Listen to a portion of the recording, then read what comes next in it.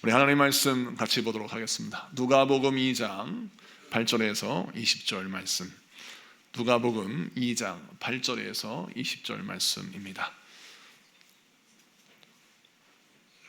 우리 다 같이 교독하겠습니다. 제가 먼저 봉독합니다. 그 지역의 목자들이 밤에 밖에서 자기 양떼를 지키더니 주의 사자가 곁에 서고 주의 영광이 그들을 두루 비추매 크게 무서워하는지라. 천사가 이르되 무서워하지 말라. 보라, 내가 온 백성에게 미칠 큰 기쁨의 좋은 소식을 너희에게 전하노라.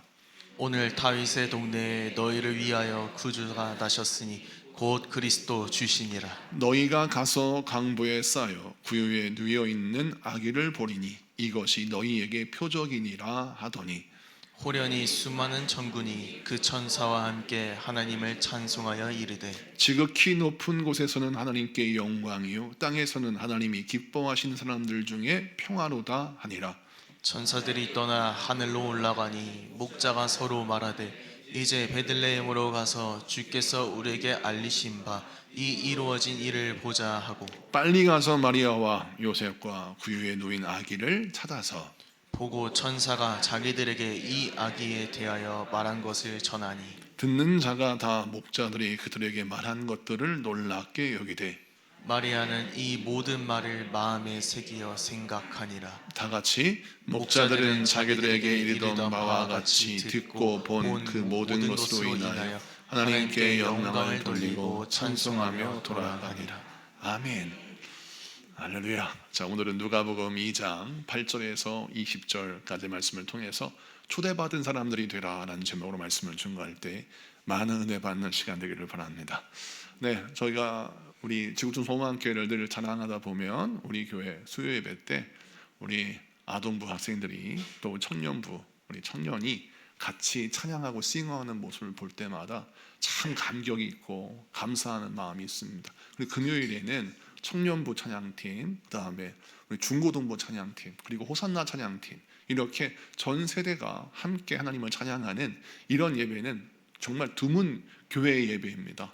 그래서 제가 수요일 금요일 예배 때 보면 우리 학생들, 청년들, 우리 아이들이 함께 이렇게 말씀을 상고하고 주중 예배 드린다는 것은 우리 교회의 자랑인 거예요. 그래서 우리가 항상 여러분 전도하고 우리 교회를 자랑할 때 우리 다음 세대들이 정말 이 땅에서 예배자로 바로 서는 것을 보이시면서 항상 격려하시고 또 칭찬하시고 그러셔서 우리 학생들이 하여튼 주중 예배에 이렇게 말씀을 배우고 또 기도함으로 통해서 그리스도의 선한 군사가 되는 우리 모두가 되기를 축복합니다. 우리 수요일 또 금요일마다 수고하는 우리 아동부, 중고등부, 청년부 우리 싱어들을 위해서 박수 한번 하겠습니다. 할렐루야.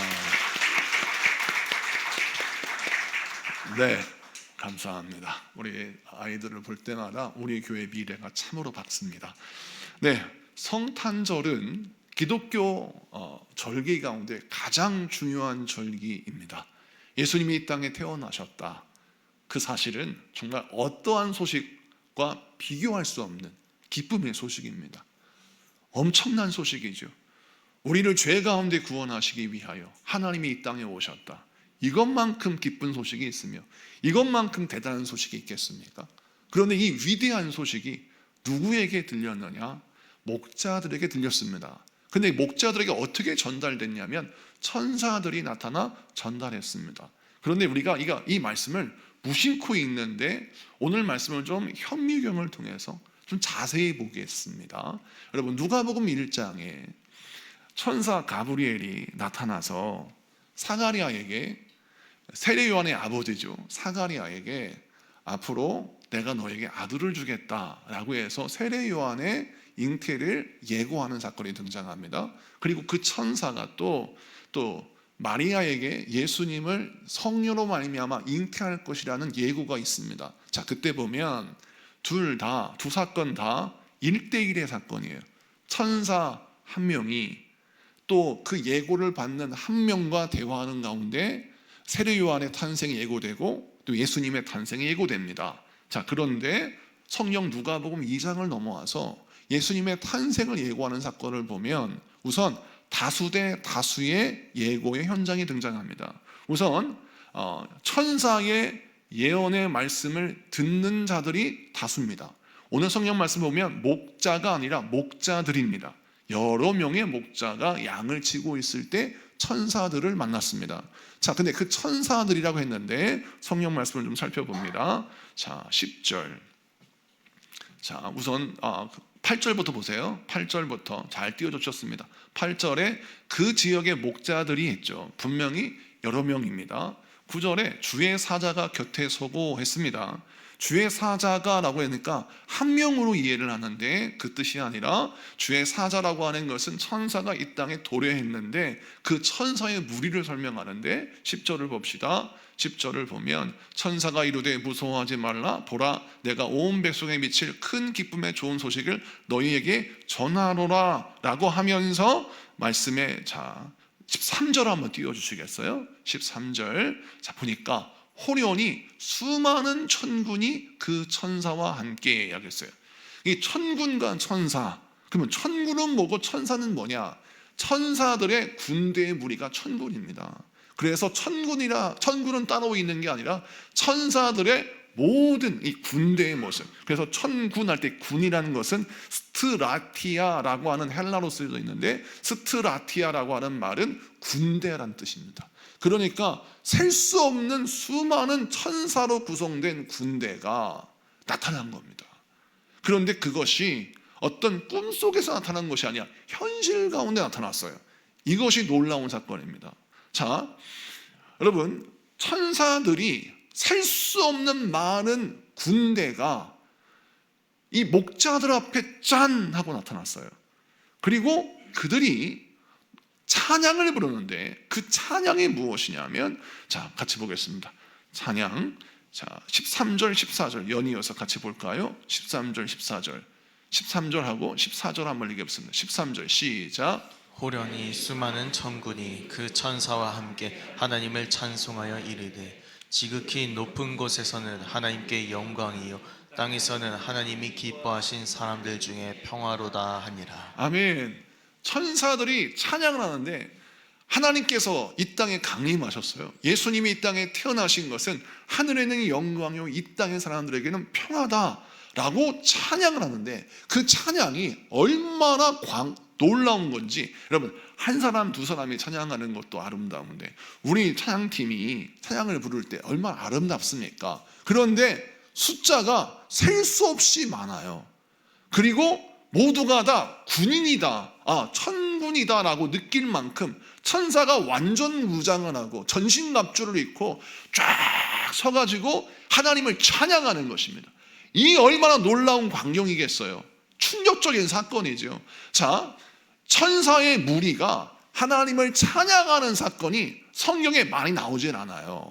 우선 이사야 6장을 보면 이사야가 환상 가운데 성전에서 그룹들이 노래를 부르면서 거룩하다 거룩하다 거룩하다 라고 노래하는 부분이 등장하는 게 이사야 6장입니다. 그리고 요한계시록에 보면 천군과 천사가 찬양하는 모습이 나오기는 해요. 그러니까 천군 천사가 찬양하는 모습을 목격한 사람이 이사야, 세례요한 정도밖에 안 되는 거예요. 근데 여러분 알다시피 이사야와 세례요한은 정말 엄청난 선지자와 예수님의 제자 아닙니까? 그러니까 성령에서 천군이 나타나서 천사들이 나타나서 위대한 하나님을 찬양하는 모습을 아무나 목격하는 게 아니에요. 이것은 마치 하나님께 예배드리는 장면, 하나님께 영광 누리는 그 찬양의 집회가 펼쳐지는 것입니다. 근데 그 찬양 집회가 누구 앞에서 펼쳐지냐면 이 목자들 앞에서 펼쳐진다는 거예요. 이것을 볼 때 상식적으로 놀라운 것입니다. 이 사람들은 이사야도 아니에요. 세례요한도 아니에요. 예수님의 제자들도 아니고 선지자도 아닌데 어떻게 하나님은 이렇게 위대한 놀라운 영광스러운 찬양의 예배를 목자들 앞에서 쫙 하고 보여주실까요? 여기에 의문을 품고 궁금증을 갖는 겁니다. 목자들이 도대체 누구이길래, 목자들이 되게 어떤 사람이길래 우리 하나님은 이렇게 예수님의 탄생을 노래하는 천사들, 수많은 천사들의 찬양을 보여주실까? 여러분 궁금하지 않습니까? 근데 말씀을 보면 여러 가지 해석이 있어요. 레갑 족속에 대한 연결의 해석이 있습니다. 그건 제가 예전에 한번 설교해드렸고 오늘은 새로운 관점에서 이 말씀을 살펴보도록 하겠습니다. 우선 이 말씀을 자세히 보면, 자, 천사들이 목자들에게 찬양을 하면서 하나님께 영광을 돌리고 이 땅의 메시아 탄생을 노래하면서 뭐라고 했습니까? 오늘 다윗의 동네에 너희를 위하여 구주가 나셨으니 곧 그리스도 주시니라 라고 했어요. 그리고 자, 15절 16절을 보겠습니다. 15절 16절 한번 띄워주시고 우리 같이 읽어보도록 하겠습니다. 같이 봉독합니다. 시작. 천사들이 떠나 하늘로 올라가니 목자가 서로 말하되 이제 베들레헴으로 가서 주께서 우리에게 알리신 바 이 이루어진 일을 보자 하고 빨리 가서 마리아와 요셉과 구유에 누인 아기를 찾아서 자기들에게 이 아기에 대하여 말한 것을 전하니. 아멘. 자, 분명 성경에 보니까 이 목자들은 천사들의 말을 듣고 빨리 가서 우리 아기 예수를 만나자 라고 해서 달려가서 아기 예수를 찾고 만나서 천사들이 전하던 말을 전했다는 겁니다. 그런데 천사들이 이 목자들에게 뭐라고 했냐면 너희는 반드시 예수를 만나라, 아기 예수를 찾아가라, 이렇게 강요하거나 명령했다고 우리는 생각해요. 왜? 이렇게 보면 이 목자들이 막 불이 나게 달려가니까. 그런데 성경 말씀을 보면 12절에 이렇게 쓰여져 있어요. 12절에 너희가 가서 강보에 쌓여 구유에 누워있는 아기를 보리니 이것이 너희에게 표적이니라 하더니, 이 말씀을 보면 너희는 가서라고 했죠. 이 말씀 때문에 천사가 명령했다라고 이해를 하는 거예요. 근데 이 말씀은 의역입니다. 원래 헬라어 그대로 있는 그대로 해석을 하면 이렇게 쓰여져 있어요. 헬라 원어 번역을 좀 보겠습니다. 가서 보면 12절에 이렇게 쓰여 있어요. 그리고 이것이 너희에게 표적이다. 너희는 강보에 쌓여 구유에 누워있는 아기를 발견하게 될 것이다. 아멘. 이 말씀에는 가라라는 명령 동사가 없어요. 그러니까 천사들이 목자들에게 너희는 가서 예수를 만나라 하지는 않았어요. 근데 그들에게 뭘 알려줬냐면 이 땅에 메시아가 오셨다.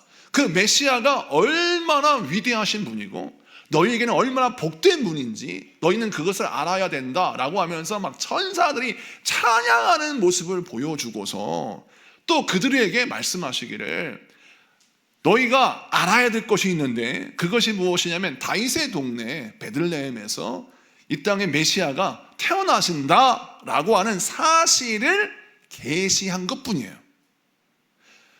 기쁜 소식을 우리에게 알려주신 것뿐이에요. 명령하지는 않았어요. 그런데 이 목자들은 이 말씀을 듣고 계시의 말씀을 듣고 나를 살리신 복된 소식을 듣고 어떻게 해요? 이 말씀을 명령으로 받았다라는 거예요. 여기에서 우리 하나님이 목자들에게 천사들을 보내주신 이유가 첫 번째 등장합니다. 사랑하는 성도 여러분, 우리 하나님은 우리의 중심을 보십니다.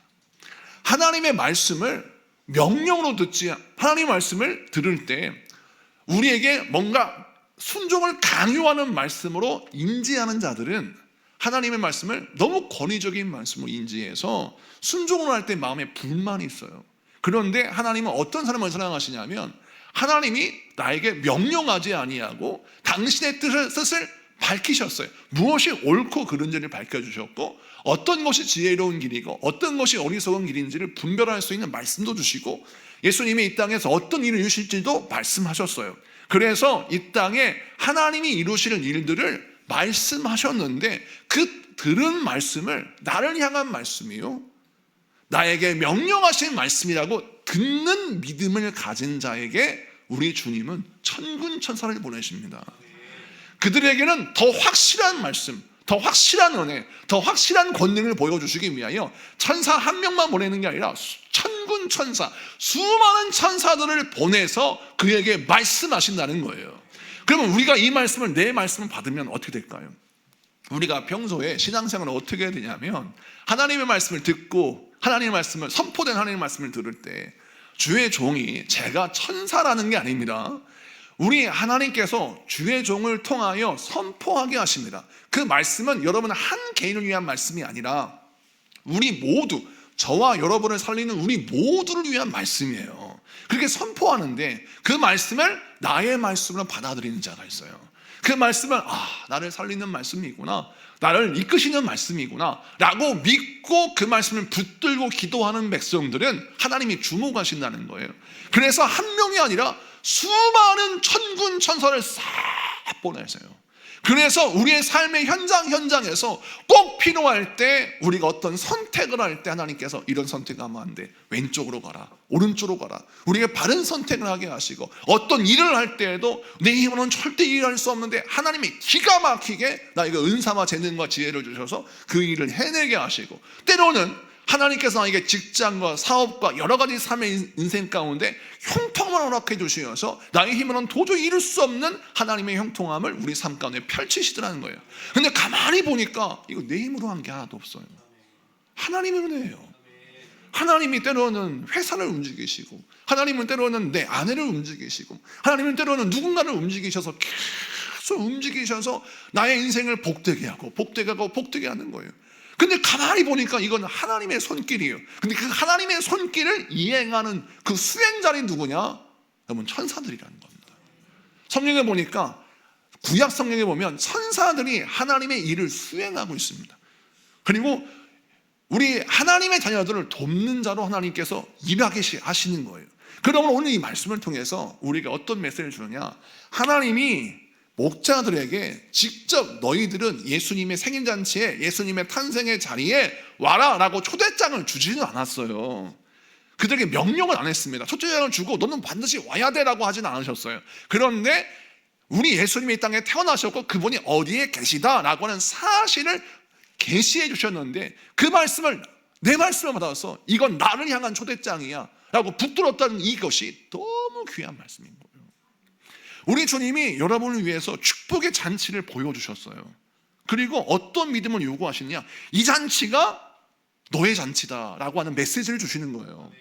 여러분, 우리 하나님께서 하나님의 귀한 복을 예비하셔서 여러분에게 보여주십니다. 하나님의 나라에, 하나님의 창고에 이런 은혜와 이런 은사와 이런 능력이 있는데 내가 너에게 이것을 보여줄게 라고 말씀하시고 보여주셨어요. 그럼 우리는 이 말씀을 어떻게 받아야 되냐면, 하나님이 이 놀라운 천국잔치에 나를 초대하셨구나 라고 하는 보이지 않는 초대장으로 인지해야 됩니다. 하나님의 약속의 말씀은 축복의 땅으로 우리를 초대하시는 초대장이에요. 그럼 그걸 붙들어야 되겠죠. 저와 여러분이 이런 결단, 이런 믿음을 갖는 여러분들에게 축복합니다. 그래서 하나님의 모든 축복의 말씀을 나를 초대하는 초대장으로 기억하고 그 말씀 붙들고 주님 앞에 나아가서 잔치의 주인공이 되는 여러분들에게 축복합니다. 우리가 아까 읽었지만, 자, 초대장을 받았어요. 결단합니다. 그래서 명령하지도 않았는데 목자들이 그 명령에 순종합니다. 그래서 가는데 어떻게 가느냐? 아까 읽었죠. 빨리 가서라고 해서 16절 한번 다시 띄워주시겠어요? 빨리 가서. 성경 말씀 다시 한번 띄워주세요. 16절. 자, 빨리 가서 마리아와 요셉과 구유에 누인 아기를 찾아서 했습니다. 이 빨리 가다라고 하는 말씀을 잘 보세요. 조급함 때문에 빨리 간 게 아니에요. 이 말씀은 조급함 때문에 빨리 간 것이 아니라 간절함으로 빨리 가는 겁니다. 이때를 놓치면 안 되겠다. 예수님이 태어나셨다는데, 메시아가 이 땅에 오셨다는데 그분을 내가 만나야 되겠다 라고 해서 지금 양떼를 내버려 두고 예수님을 찾으러 나가는 겁니다. 찾았다는 말씀은 뭐냐면, 좌표를 딱 찍고 그 좌표를 향해 달려간 게 아니라 어디에 계시지? 여기 계시나 저기 계시나 찾았다는 것이죠. 근데 베들레헴이 다행히도 작은 마을이었기 때문에, 작은 마을에 여관이 몇 개나 되겠습니까? 그러니까 작은 마을에 있는 여관을 찾아서 금방 예수님을 만났겠지만, 이 말씀 한 구절에 담겨 있는 의미가 뭐냐? 하나님이 말씀하셨을 때 그 말씀에 즉각적으로 반응하는 순종의 타이밍을 이 목자들은 가지고 있다는 거예요. 자, 순종의 타이밍을 가지고 있는 자, 순종의 속도를 가지고 있는 자에게 하나님은 천군 천사를 보내십니다. 하나님이 아무리 말씀하셔도 순종의 타이밍이 느리면 하나님이 수천 명, 수만 명, 셀 수 없는 천사를 안 보내세요. 보내도 소용없는 걸요. 이건 낭비예요. 그렇기 때문에 하나님이 순종하는 자에게, 순종의 타이밍을, 내 타이밍을 만드는 자, 순종의 속도가 빠른 자에게 하나님께서 이 기회를 주시는 겁니다. 여러분, 결단이 아무리 커도 순종의 속도가 느리면 그 사람은 하나님의 뜻을 이룰 수가 없어요. 근데 많은 사람들이 결단의 크기가 내 믿음의 크기를 결정하는 생각이에요. 그건 착각입니다. 여러분, 누구나 다 결단은 크게 할 수 있어요. 누구나 약속은 크게 할 수 있습니다. 근데 그 약속을 이루는 사람은 적어요. 결단을 크게 하는 것보다 더 중요한 것은 순종의 속도입니다. 우리가 왜 순종의 속도를 늦게 할까요? 아직 때가 아니라고 생각해요. 나는 부족하다고 생각해요. 여러분, 제 모습이나 여러분의 모습이나 똑같습니다. 우리는 언제나 부족해요. 옛날에 제가 하나님 앞에 기도하면서, 하나님, 제가 너무 부족해가지고 이 30대에 어떻게 쓰임받을 수 있습니까? 주여, 능력을 주셔서 40대 이 민족과 열방을 주는 그 말씀의 능력자가 되게 해주세요 라고 기도했는데, 40대가 딱 되니까 너무 부족한 게 또 보이는 거예요. 그래서 50대가 되면요, 저는 그때부터는 뭔가 사도 바울 비슷하게 될 줄 알았어요. 그런데 50대가 딱 되니까 너무 부끄러운 게 많아. 너무 부족한 게 많아. 여전히 부족한 것 투성이고, 이제 좀 처리들만 하면 주님 부르실 때가 다 될 것 같아요.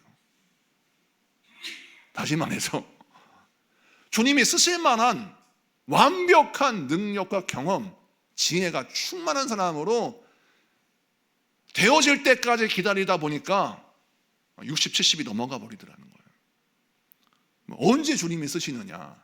완벽한 때 쓰는 것이 아니라 순종할 때 쓰시더라고요. 여러분, 완벽할 때를 기다리지 마세요. 하나님의 때는 하나님이 정하시니 내가 정하는 게 아닙니다. 하나님이 지금이다 말씀하시는데, 아직 하나님, 지금은 때가 아니에요. 하나님, 내가 순종할 때가 아니에요. 내가 일할 때가 아닙니다. 내가 복을 받을 때가 아닙니다. 아직 부족합니다. 부족하지요. 하나님이 그런데 말씀하실 때 가라, 내가 너를 도와주겠다라고 하시면 가는 겁니다. 순종하는 겁니다. 많은 사람들이 순종이라는 단어를 매우 부정적으로 생각합니다. 권위적인 목사님이나 아버지 또는 하나님이 우리에게 막 명령하고 우격다짐으로 이걸 해! 라고 안하무인격으로 우리의 사정과 형편을 살펴보지 아니하고 막 주장하고 강요하는 것으로 이해를 해서 순종이라는 단어가 딱 등장하면 이거 가스라이팅 하는 거 아니야? 라고 착각하는데, 그것이야말로 마귀의 소리인 거예요. 여러분, 의사 앞에 환자가 섰어요. 살 길은 어디 있어요? 의사 말을 잘 듣는 겁니다. 당신에게는 양약이 있고 독약이 있는데 이것 먹으면 죽고 이것 먹으면 삽니다 라고 의사가 얘기했을 때 어떻게 들어요? 그걸 하나님의 말씀처럼 듣잖아요. 살기 위해서 먹고 살기 위해서 수술하고 살기 위해서 치료를 받지 않습니까? 그것처럼 우리는 어떤 태도가 필요하냐? 하나님이 나를 살리시기 위하여 생명의 레시피를 딱 주셨어요. 생명의 처방전을 주셨어요. 그러면 즉각적으로 순종할 수 있는 순종의 속도를 앞당기는 자가 되어야 합니다. 그러면 그 사람은 하나님이 쓰시고 역사하시는 겁니다. 전도할 때도 보세요. 자, 누군가를 전도해야 되겠다, 마음만 먹어. 그래서 그 사람으로 기도를 하는데, 기도하다가 이 사람이 절대 변화되지 않을 것 같아요. 그러면 기도하다가 포기하고 차차 기도해야지라고 그 사람을 위한 기도를 포기하면 그 사람 주님 부르심을 받게 돼버려요. 우리는 어떻게 되느냐? 그 사람이 지금 하나님이 구원하실 것이라고 믿고, 저 사람을 주님께서 지금 인도하실 거라고 믿고, 주여, 저 영혼이 우리 교회에 나와서 예수의 복음 듣고 예배의 기쁨을 누리게 하여 주시옵소서. 저 영혼이 지금 방황하는 가운데 있는데 예수의 말씀, 성령의 말씀을 듣고 방황하는 영혼이 주 안에서 훌륭한 예배자가 되게 하여 주시옵소서. 복음 증거자가 되게 해 주시옵소서 라고 기도를 지금 하라는 거예요. 왜? 내가 기도하지만 응답은 누가 하세요? 하나님이 하시는 겁니다. 응답할 건 걱정하지 마세요. 응답은 하나님의 목이에요. 내가 하는 게 아니에요. 그러므로 기도하는 건 다 하나님의 때 하는 건데, 그 하나님의 때가 뭐냐? 지금이라는 겁니다. 우리가 항상 착각하는 것은 내가 하려고 하니까 안 된다고 생각하고 기도를 하지 않는 겁니다. 여러분, 기도는 지금 하는 겁니다. 응답하실 하나님께 모든 걸 맡기고 내가 기도하는 거예요. 여러분, 망신당하는 거 두려워하세요? 실망하는 거 두려워하세요? 더 이상 어느 정도까지 망신을 당하겠습니까? 제가 목회하다 보면 인생을 살아가 보니까 정말 인생의 밑바닥을 여러 번 경험했기 때문에 밑바닥 두렵지 않아요. 여러분도 그렇지 않습니까? 인생의 밑바닥을 몇 번 찍어 보셨잖아요. 한두 번 인생의 밑바닥을 찍어보셨기 때문에, 질병 때문에, 어떤 사업의 실패 때문에, 인생의 절망의 방황의 시기에 인생의 밑바닥을 찍어봤기 때문에 내 인생의 밑바닥이 두렵지 않은 겁니다. 그러므로 기도하는 걸 두려워하지 마세요. 응답 안 될 걸 두려워하지 마세요. 더 이상 비참한 삶이 어디 있습니까? 기도하지 않는 것이 비참한 삶인 거예요. 그러므로 우리 모두가 다 살 길은 어디에 있느냐? 주님 앞에 순종을 바로 해버리는 거예요. 기도의 요구를 하시면 바로 기도해 버리는 거예요. 하나님, 나는 부족합니다. 연약합니다. 아무것도 할 줄을 몰라요. 내가 할 수 있는 게 아무것도 없습니다. 그런데 하나님이 하셔야 합니다 라고 기도하고 영혼을 붙들고 기도할 때, 하나님, 우리 아무개를 위해서 기도합니다. 하나님 도와주시고, 우리 아무개 집사님을 위해서 기도합니다. 방황하고 있습니다. 주여, 좋은 교회, 좋은 목사님 만나게 하시고 하나님의 살아있는 말씀 듣게 하셔서 그 영혼이 주님 만나 승리하게 하여 주시옵소서. 막 기도를 하는 거예요. 그러면 하나님이 그 마음을 움직이시고 이끄셔서 천군 천사를 보내시사 목자들에게 하나님이 짠 하고 보여주셔서 하나님의 영광을 보게 하시는 거예요. 이런 날이 올 줄로 믿습니다. 그럼 우리 말씀 붙들고, 저와 여러분 어떻게 신앙생활을 해야 합니까? 주님이 말씀하실 때 내 말씀을 받고 그 말씀에 순종하고 그 말씀을 지키려고 애쓰면서, 결단의 크기가 나의 믿음을 증명하는 것이 아니라 순종의 속도가 나의 믿음을 증명한다라고 생각하고, 우리가 항상 믿음 붙들고 순종하시는 분들에게 축복합니다. 한 가지 더만 하겠습니다. 20절 말씀 봅니다. 20절 다 같이 읽습니다. 20절 시작. 목자들은 자기들에게 이르던 바와 같이 듣고 본 그 모든 것으로 인하여 하나님께 영광을 돌리고 찬송하며 돌아가니라. 아멘. 자, 우리 모두가 다 목자들과 같이 신앙생활을 어떻게 하냐? 순종하였어요. 그래서 양떼를 버려두고 예수님의 탄생하신 그 베들레헴에 가서 아기 예수께 경배했습니다. 그리고 자신들에게 말씀하신 그 천사들을 통하여 전해주신 하나님의 말씀을 전했어요.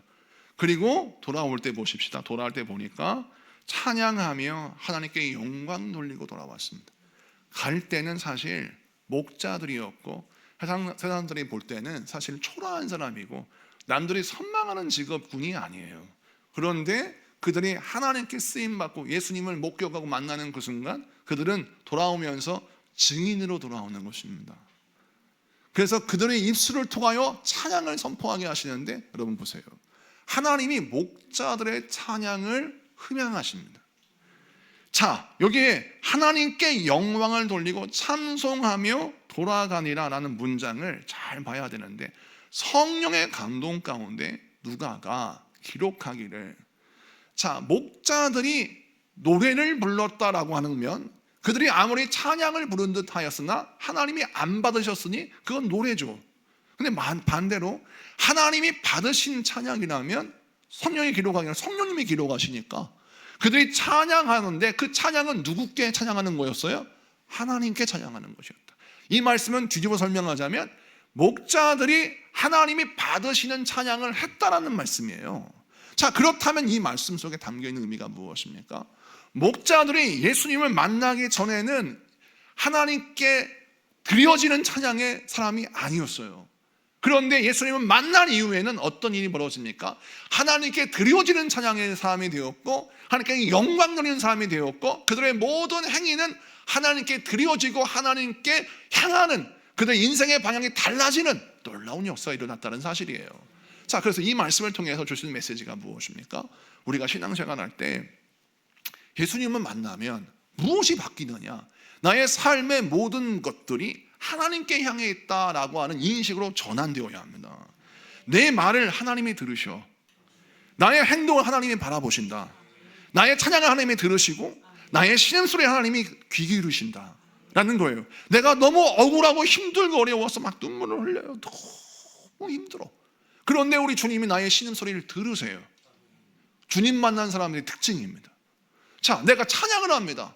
악보도 음정도 틀리고 박자도 틀리고 다른 사람이 볼 때는 그게 찬양이야? 그게 노래야? 라고 하겠지만, 그렇게 찬양하면 이렇게 영광 돌리는데 하나님이 기록하시기를 아무개 집사가 하나님께 찬양하며 돌아가니라 라고 말씀하시는 겁니다.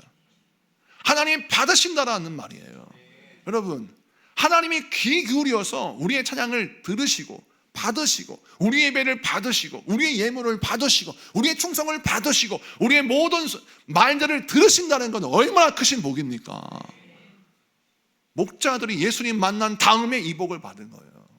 자, 그러면 우리가 어떤 복을 기대해야 합니까? 여러분, 주님 앞에 나왔어요.